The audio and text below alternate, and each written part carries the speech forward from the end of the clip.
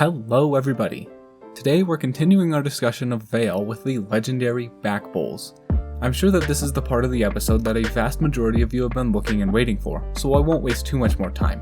What I will say, however, is that this is just one of 5 videos providing my advice for Vale, and Vale offers way more beyond the back bowls, which I've discussed in the other 4 parts, so go check out those videos right after this. Anyways, let's continue an Insider's Guide to Ski Resorts, Vale.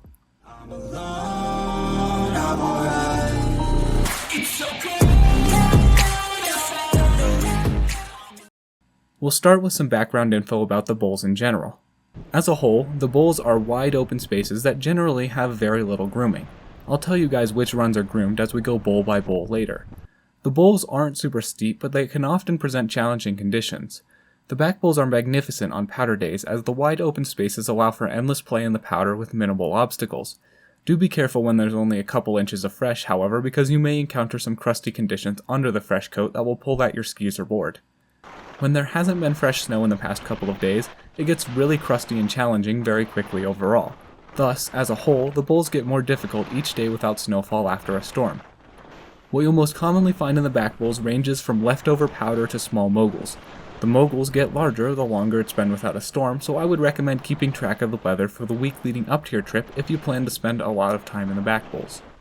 A general tip I can give you for skiing the back bowls is that the upper sections tend to be the busiest sections.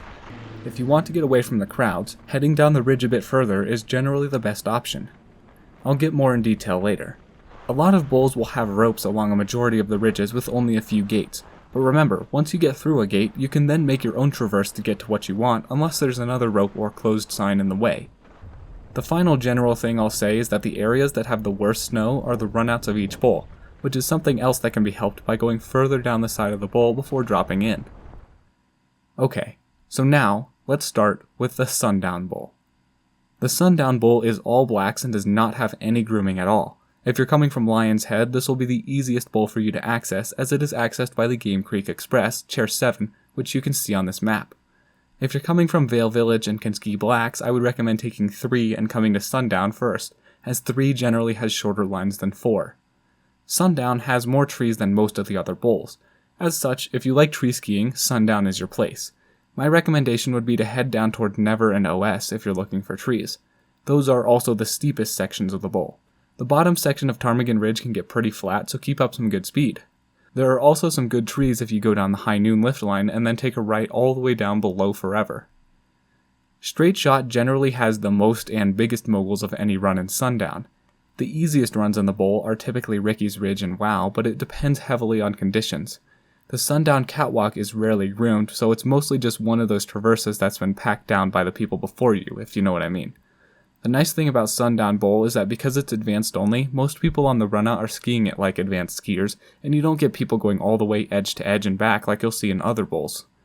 This Sundown Express Quad, Chair 17, was built last year to double the capacity out of the bottom here, and its impact has been shown as lines on High Noon have been drastically reduced and Sundown is rarely ever busy. The High Noon Express Quad, Chair 5, serves both the Sundown and Sunup bowls, and as such is one of the busier lifts in the back bowls. I would highly recommend taking Chair 17 over 5 if 5 is busy.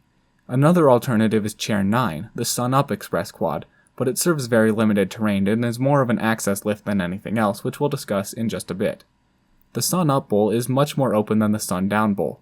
These blacks down to Cow's Face are very quick to develop moguls. Après Vu and Chicken Yard are much better and are much less busy. They are my picks for the Sunup Bowl. The Slot is the only groomer in the bowl. It is generally a decently wide strip, but it gets super busy and icy, so be careful. The back bowls are not the place to go if you want groomers, but if you must, the Slot is one of the couple that are groomed. The Sunup Catwalk isn't all that flat, so don't be too scared to take it. However, if it fits your plans, I would recommend just taking 9 instead of skiing all the way down to 5 and 17. These runs to the looker's right of the Slot are all very quick to develop moguls as well. This little section of road is honestly pretty pointless. If you're going to take sleepy time and then cut back to Chair 9, just take the Slot. Unless the Slot is unbearably busy, in which case this route would be a good escape from the crowds. WFO is a nice little tree skiing area that many people overlook. Would highly recommend. Many people take this sleepy time road for its entire length, which is honestly something that baffles me. Who pays $300 for access to ski lifts but then decides to walk along a run called Sleepy Time Road instead of using them? But yet a lot of people do it every day, completely unnecessarily, with one certain exception. So here's my recommendation. If you're coming from Patrol HQ, where chairs 4, 5, and 11 unload, take the slot to chair 9 instead to get where you're trying to go. There is an asterisk though. If your goal is to get to the China Bowl or Blue Sky Basin, then only use this method if you're comfortable skiing ungroomed blacks, for reasons we'll talk about in just a second.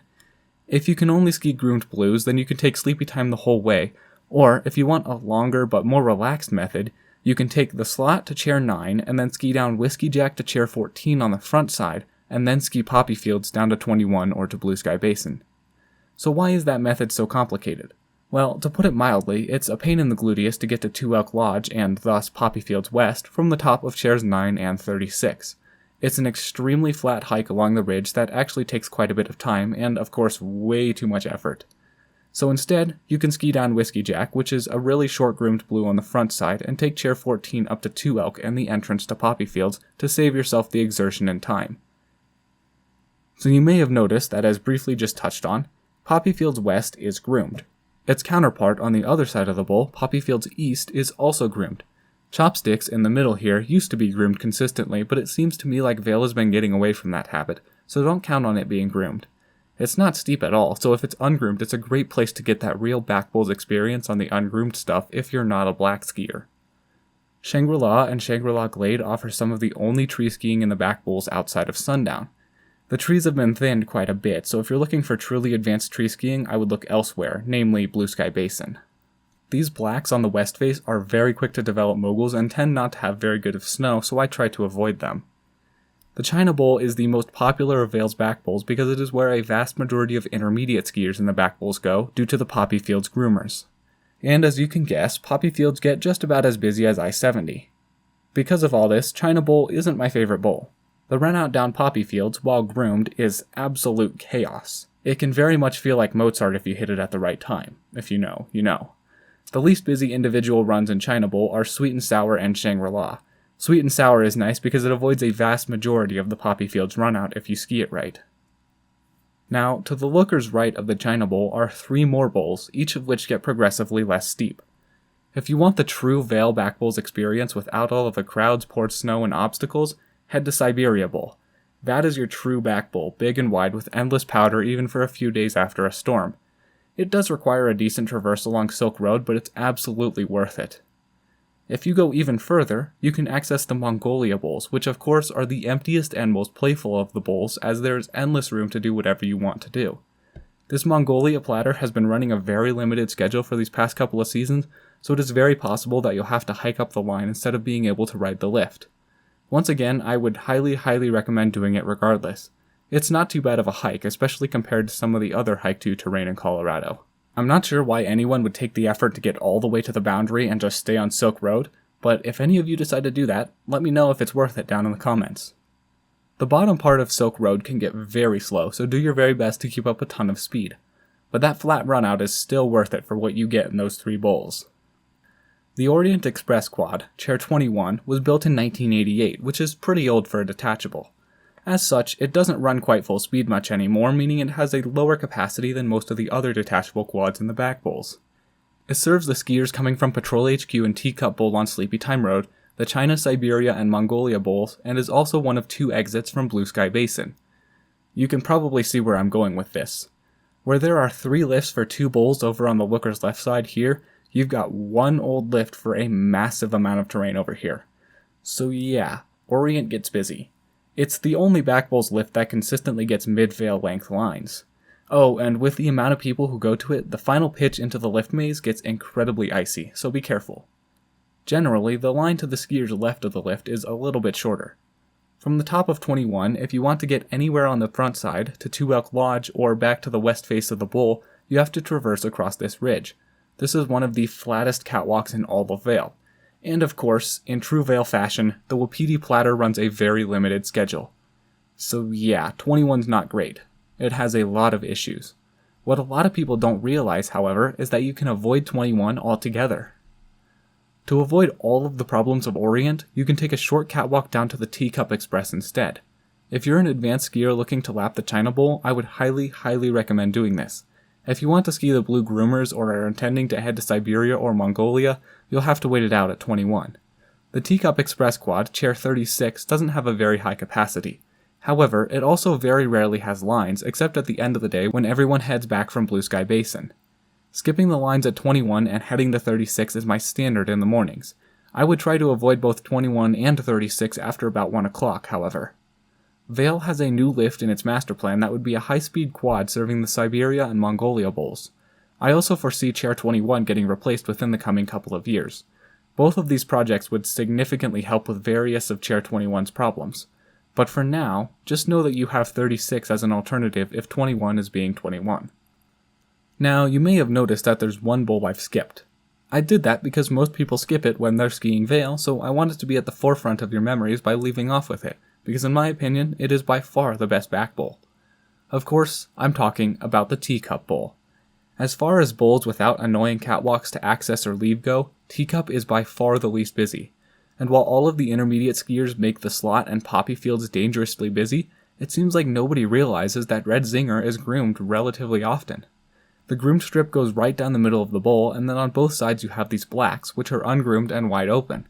If you come down Red Zinger, you'll want to take Sleepy Time around, as Marmot Valley is ungroomed, but don't forget to ski past 21 and come back around to 36. Marmot Valley is one of the more difficult runs in the back bowls because it is a steep side hill that doesn't hold a ton of snow and has pretty heavy usage. These Teacup Glades are just like WFO in that they are a very overlooked but very good tree skiing area. Well, that about wraps it up for the back bowls. I know this is probably the episode you were all looking for, but if you want to know the quickest way to get to the back bowls, how to avoid the lines and crowds on the front side of the mountain, or what the Blue Sky Basin is like, go ahead and check out parts A, B, C, and E right after this if you haven't already, which discuss the rest of the resort. Or, go check out another episode of Insider's Guides, discussing other resorts around the West. As always, please leave any questions down below. I hope this was helpful, and thank you all so much for watching. All my love, I'm out.